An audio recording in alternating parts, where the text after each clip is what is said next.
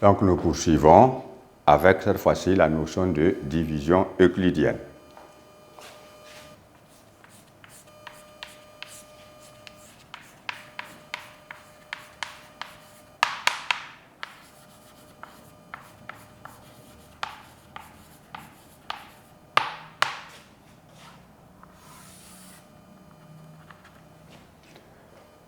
Entre parenthèses, il ne faut pas prendre le nom euclidien là pour un adjectif qualificatif. Parce que Euclide, c'est le nom du savant. Et donc, nous avons donc découvert cette division euclidienne là, qui est une particularité de division que l'on peut effectuer et qui vient du savant Euclide.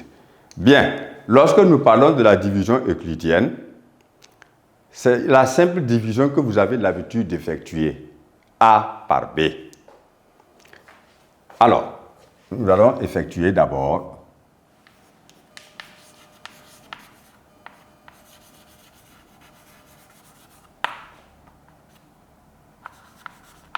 en posant cette opération.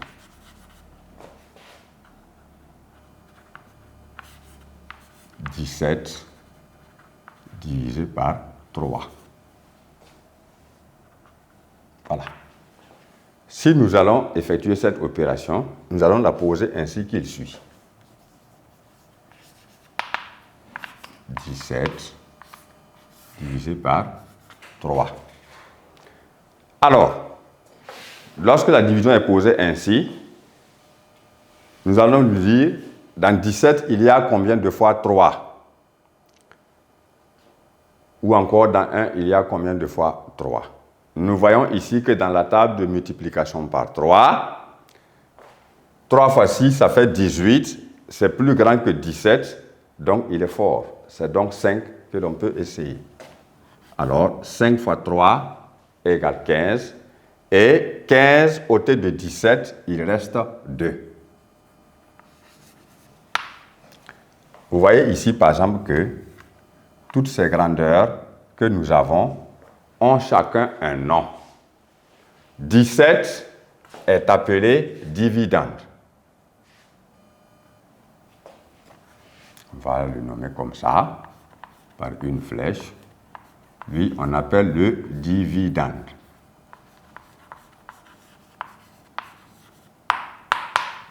Ensuite, 3 est appelé diviseur. 5 a pour nom quotient. Et 2 est appelé reste. Bien.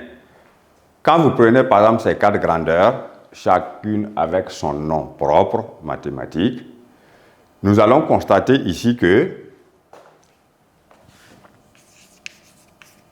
on peut écrire ceci.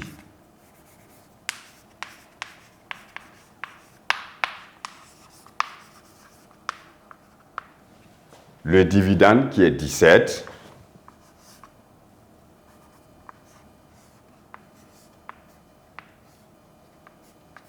est égal à 3 fois 5 plus le reste qui est 2. Alors, nous aboutissons donc à une égalité après avoir posé et effectué l'opération de division de 17 par 3. Alors, cette opération qui nous permet d'établir cette égalité-là s'appelle donc une division euclidienne.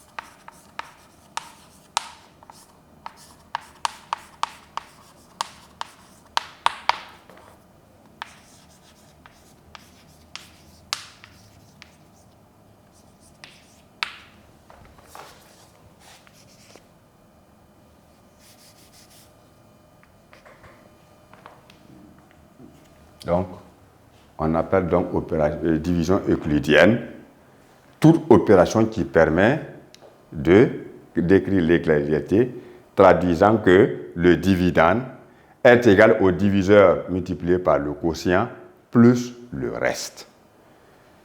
Alors, si nous voyons effectivement, en posant notre opération, nous aboutissons donc à quelque chose qui reste à la fin. Alors, ici, il faut remarquer maintenant que dans cette opération-là, 3 est diviseur de 17 parce qu'il divise effectivement 17.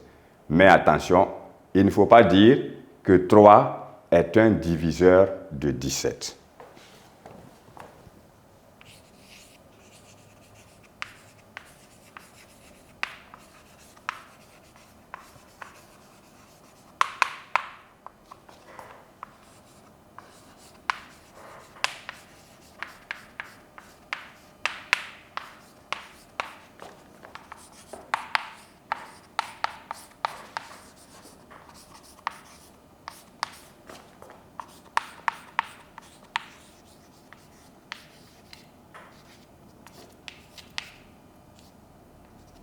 Voilà. 3 n'est pas un diviseur de 17. Ça veut dire que 17 n'est pas divisible par 3, puisque quand vous effectuez l'opération, il ne reste pas 0 à la fin de l'opération. Donc ici, on ne peut pas dire que 3 est diviseur de 17 ou que 17 est divisible par 3. Non. Mais il divise quand même ce nombre. Voilà pourquoi il faut se souvenir à tout moment que un entier naturel B peut diviser un entier naturel A sans en être un diviseur. Et c'est le cas ici. Donc, lorsque nous parlons de la division euclidienne, c'est si simple que ça. Voilà.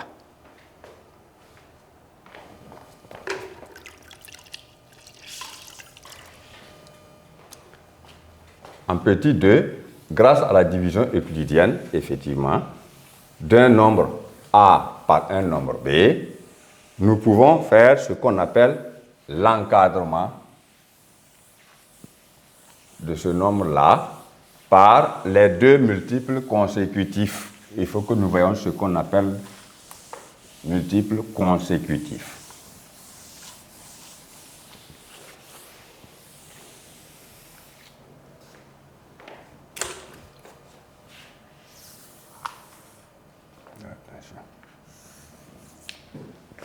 En petit 2,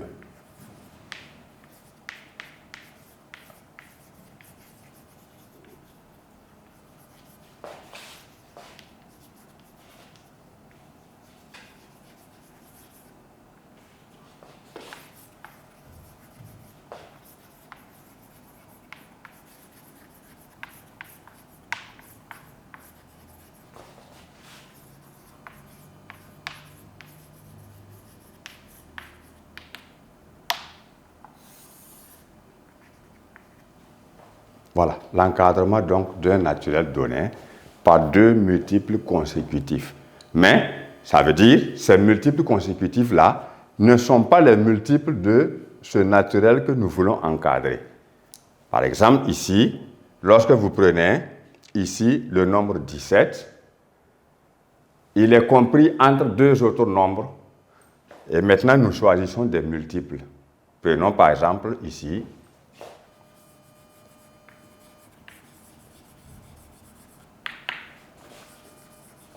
les 4 premiers multiples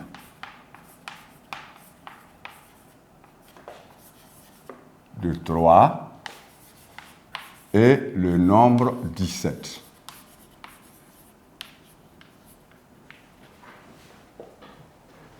Lorsque nous parlons des 4 premiers multiples de 3, on a ceci.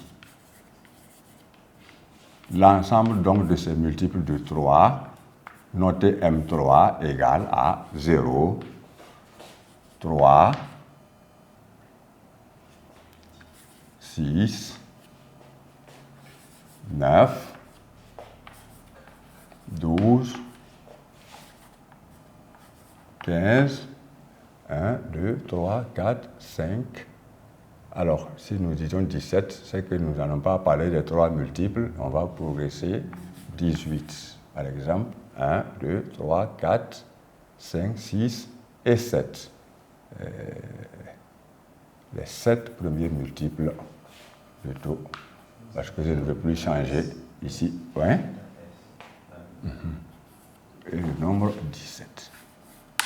Voici les 7 premiers multiples de 3. Et le nombre 17. On constate ici que le nombre 17, il se trouve entre deux autres multiples ici que nous avons parmi ceux que nous avons cités. Nous pouvons illustrer ça de manière graphique en écrivant ceci. Tracez une droite simplement et vous avez 0, 3, 6, 9, 12, 15, 18. Voici les différents multiples dont nous avons besoin. Et maintenant, nous voyons que 17 est un nombre que nous pouvons placer ici.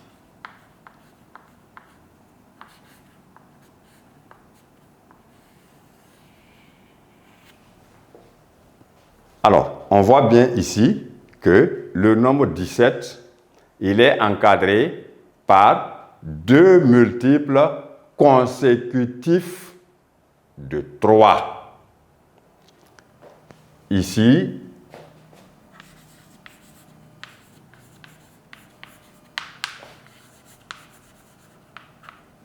lorsque nous avons fait la division euclidienne, nous avons vu que ici, 3 multiplié par 5 est plus petit donc que 17 puisqu'on obtient 15 et qui est plus petit que 3 fois 6. Or, nous voyons bien entendu que 17 est un nombre compris entre deux multiples consécutifs du nombre 3. Parce que lorsque nous parlons de 15, 15 est un multiple de 3 parce qu'il est égal à 5 fois 3. Nous prenons 18, il est aussi un multiple de 3, car 18 égale à 3 fois 6. C'est pourquoi, dans cette situation d'encadrement, on dit alors que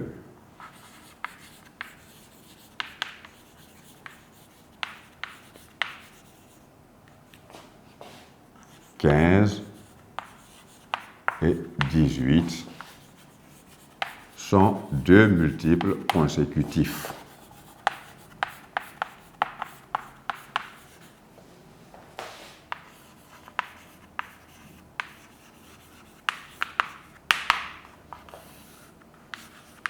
de 3. Consécutif veut dire donc qui se suivent. Donc après 15, on ne rencontre pas un autre multiple de 3 avant 18, qui est lui un multiple de 3. Donc 15 et 18 ne sont pas des entiers naturels consécutifs, mais ils sont plutôt deux multiples consécutifs du naturel 3. Et c'est ainsi que l'on peut encadrer n'importe quel nombre à travers, n'est-ce pas, la notion de division euclidienne que nous avons vue dans la définition. Donc, nous voyons bien ici que lorsqu'on dit 17, il peut s'écrire 3 fois 5 plus 2. Ça s'appelle donc division euclidienne de 17 par 3. Alors, voilà comment on encadre un entier naturel donné par deux multiples consécutifs quelconques d'un autre naturel. On peut se référer à une droite graduée ou, en fonction du nombre qu'on a choisi, vous regardez l'ensemble des multiples que vous avez déterminés, vous savez bien où il doit se placer. On ne peut pas, par exemple, mettre ici 17 entre 3 et 6, ni entre 9 et 12, ni entre 12 et 15. Voilà. Donc, on sait, après avoir énuméré l'ensemble des multiples donnés, entre quels multiples et quels multiples on peut positionner n'importe quel entier naturel que l'on a choisi. Et on dit qu'on l'a encadré par deux multiples consécutifs d'un naturel donné qui peut être 3, qui peut être 5, qui peut être 7, etc., etc. Alors, voici donc ce qu'il en est pour la notion de division euclidienne. Ceci dit, la notion de division euclidienne, vous puissiez retenir que dans une division euclidienne, le reste est toujours plus petit, c'est-à-dire inférieur au diviseur. C'est très important. Voilà.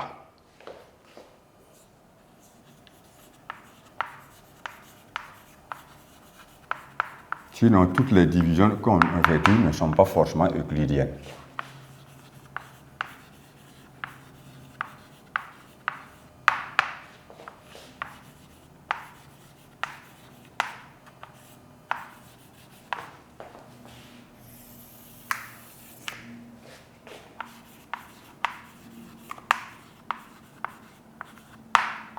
Toujours inférieur au diviseur. Tant que ce n'est pas le cas, vous n'avez pas de division euclidienne.